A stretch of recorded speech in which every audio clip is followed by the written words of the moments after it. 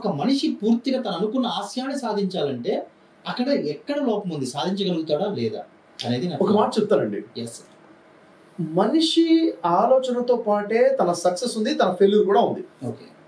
ఇది 100% రాసి పెట్టుకోవాలి. ఓకే. నా ఆలోచన మార్చుకుంటే నా జీవితంలో డబ్బు వచ్చేస్తుందా అంటే 100% వస్తుంది. ఈరోజు మీ జీవితంలో డబ్బు లేదు అంటే అది మీ ఆలోచన వల్లే లేదు. ఈరోజు మీ జీవితంలో అప్పులు ఉన్నాయంటే అది మీ ఆలోచన వల్లే ఉన్నాయి. ఈరోజు మీ జీవితంలో డబ్బు బలంగా వస్తుంది అంటే అది కూడా మీ ఆలోచన వల్లే ఉంది. మనిషి ఆలోచనతోనే మొత్తం ముడిపడి ఉంది అని చెప్తాను. ఇప్పుడు ఒక మానవుడు ఉన్నాడు. ఈ మానవుడు తన గురించి తను ఎలా ఆలోచించాలి? నేను అంత వర్త్ కాదు, నేను అంత వర్త్లెస్ అని చెప్పేసి ఆలోచన కొంతమందికి ఉంటుంది.